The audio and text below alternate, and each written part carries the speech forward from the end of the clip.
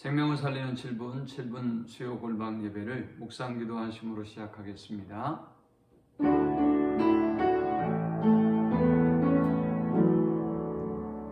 주님, 지난 한 해 동안도 눈동자같이 우리를 지키시고 인도하여 주심에 감사합니다. 하나님께서 베풀어 주셨던 그 은혜와 사랑을 기억하며 이제 마지막 수요 예배로 하나님 앞에 올려드립니다. 홀로 영광 받아주시고 모든 어둠의 권세가 물러가게 하시고 빛으로 진리로 생명으로 임하신 주님과 더불어 새 일을 행하시는 하나님을 만나는 새해가 되도록 축복하시고 인도해 주옵소서. 예수님의 이름으로 기도합니다. 아멘. 찬송 393장 드리겠습니다. 오 신실하신 주 내 아버지여, 늘 함께 계시니 의령없네.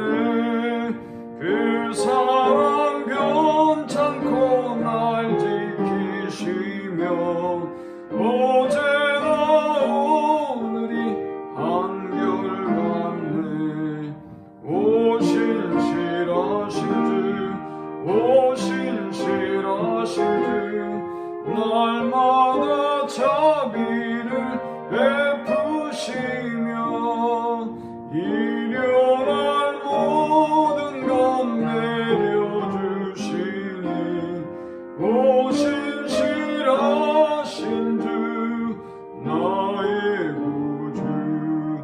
봄철과 또 여름, 가을과 겨울, 해와 달 별들도 다 주의 것. 만물이 주 영광 드러내도다. 신실한 주 사랑 나타내네.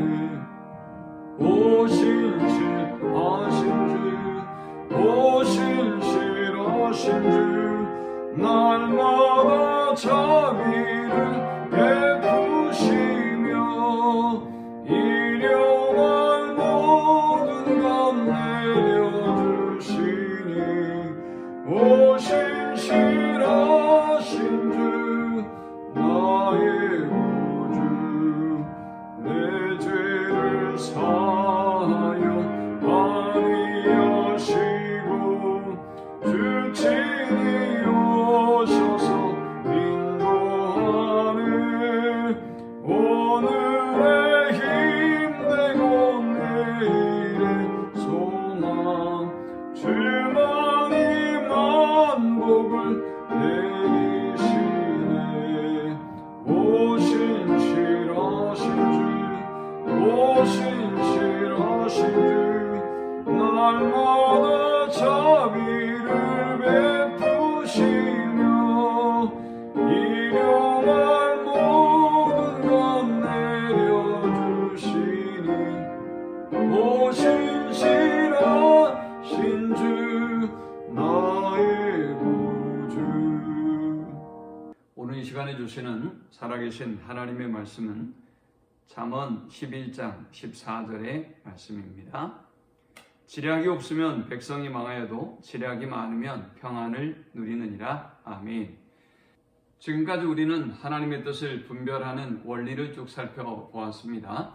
오늘은 하나님의 뜻을 결정함에 있어서 그 마지막 원리인 이웃의 충고, 조언에 대해서 살펴보고 말씀을 맺으려고 합니다.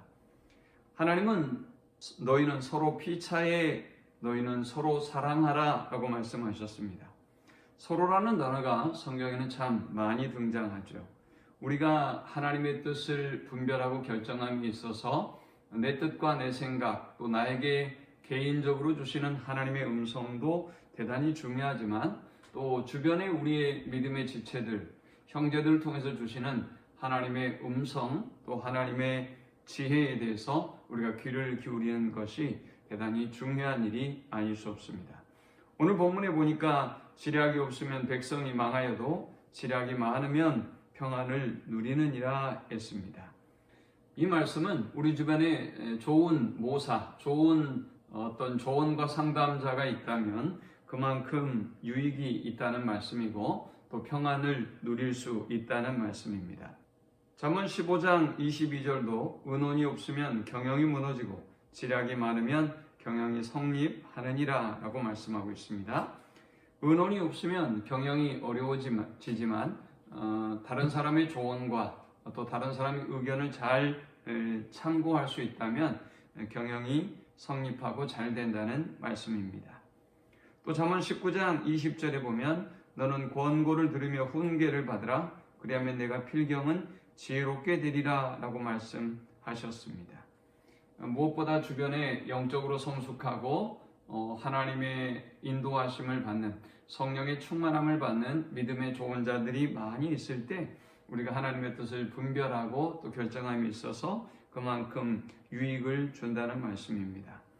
다만 중요한 것은 그 조언을 해주는 믿음의 동역자가 하나님 안에 거하는 사람이고 또 말씀이 충만한 사람이며 성령이 충만한 사람이어야 한다는 것입니다.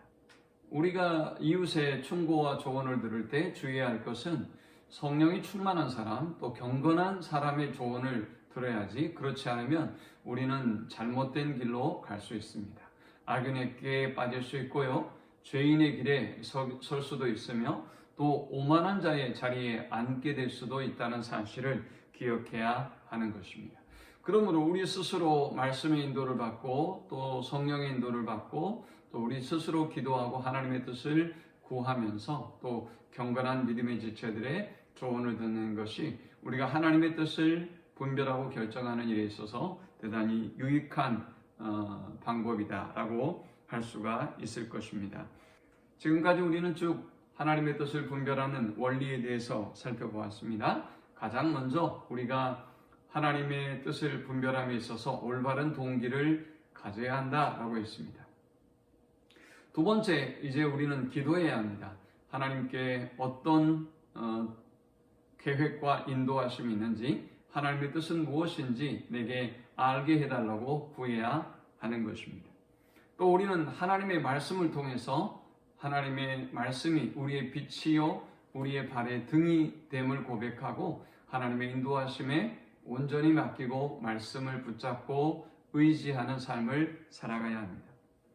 또한 이제 그 순간부터 이제 생각해야 합니다. 하나님께서 어떤 방법으로 내 주변에서 내 환경 속에서 일하시고 섭리하시는지를 우리는 생각하고 하나님의 인도를 받아야 하는 것입니다. 하나님은 초자연적인 역사와 방법으로 또 우리 가운데 일하신다고 했습니다. 일반적인 섭리를 통해서도 일하지만 하나님은 초자연적인 방법을 통해서 우리 가운데 당신의 뜻을 보여주시고 역사하십니다. 우리가 하나님의 뜻을 분별할 때 하나님 우리에게 평안을 주십니다. 우리가 만일 어떤 결정을 하면서 불안과 염려의 생각이 든다면 그것은 하나님의 뜻이 아닌 것입니다. 하나님의 뜻을 우리가 행할 때 담대함도 주시고 평안함도 주시고 우리의 생각과 마음을 주장하고 인도해 주시는 것입니다. 하나님은 하나님의 뜻을 우리에게 보여주실 때 또 특별한 표징을 보여주시기도 하십니다. 이것이 하나님의 뜻이라고 하는 것을 분명히 사인을 통해서 기드온에서 볼 수 있듯 역사하시는 것입니다. 이제 우리가 하나님의 뜻을 결정함에 있어서 네 가지를 살펴보았습니다. 먼저 나의 소원이 무엇인가를 질문해야 합니다. 나의 소원을 알고 하나님의 뜻을 알 때 그때 이제 우리는 나의 뜻을 하나님의 뜻에 순복하고 순종하며 나아갈 수 있는 것입니다. 두 번째, 나의 능력은 하나님의 뜻을 감당할 수 있는 힘이 있는가를 질문해 보아야 합니다. 그러나 여기서 우리가 주의해야 할 것은 아무리 무능한 사람이라고 할지라도 하나님께서 당신의 길로 인도하실 때는 감당할 만한 힘과 능력을 주신다는 사실입니다. 가령 모세가 바로 앞에 섰을 때 하나님은 감당할 만한 능력을 주셨습니다. 아론을 붙여주시고 그 일을 감당할 수 있도록 하나님은 함께해 주셨던 것입니다. 그러므로 우리가 하나님의 뜻을 회피하기 위한 방법으로 나의 무능함을 변호해서는 안 되는 것입니다. 하나님의 뜻을 우리가 순종하기 위해서 하나님은 모든 것을 나에게 능력도 주시고 재능도 주시고 모든 환경을 주신다는 분명한 믿음을 가지고 있어야 하는 것입니다. 세 번째, 나의 환경을 살펴야 합니다. 하나님은 내 환경 속에서 섭리하고 일하시며 그의 뜻대로 우리를 인도해 가십니다. 그러므로 우리는 그 환경을 살펴야 합니다. 마지막 오늘 살펴봤던 것처럼 이웃의 충고와 조언을 들어야 합니다. 개인적으로 하나님의 뜻과 성령의 인도하심을 구하는 것도 대단히 중요하지만 또 경건한 믿음의 지체들, 성령이 충만한 믿음의 지체들은 이 일에 대해서 어떻게 생각하는지의 조언을 듣는 것, 그것이 하나님께서 우리에게 평안으로 인도하시고 또 형통한 길로 인도하시는 원리와 방법을 분별할 수 있게 하는 것입니다. 우리는 이 모든 과정, 동기에서부터 결정의 이 순간까지 하나님의 인도하심을 의뢰하며 기도해야 하고 또 성령의 지배와 인도를 받아야 합니다. 이 말씀을 기억하면서 힘들고 어려운 시대에 하나님의 뜻을 분별하기 위해 힘쓰고 또 분별함으로 하나님의 인도하심으로 승리하는 우리 모든 성도들이 되기를 축원합니다. 하나님, 지금까지 우리는 하나님의 뜻을 분별하는 원리를 배웠습니다. 육체의 인도함대로 요구대로 살지 않게 하시고 오직 우리의 삶에 하나님의 뜻대로 성령의 인도하심대로 순종하며 살아감으로 하나님의 일을 감당하고 사명을 감당하고 또 하나님이 예비한 복을 누리는 주의 자녀들이 다 되도록 인도해 주옵소서. 예수님의 이름으로 기도합니다. 아멘. 지금은 우리 주님 예수 그리스도의 크신 은혜와 성부 하나님의 극진한 사랑과 성령의 인도 보호 교통 충만케 하심, 하나님의 뜻을 분별하고 하나님의 뜻대로 사용되기를 소망하는 귀한 성도들의 머리 위에 지금부터 영원토록 함께 있을지어다. 아멘.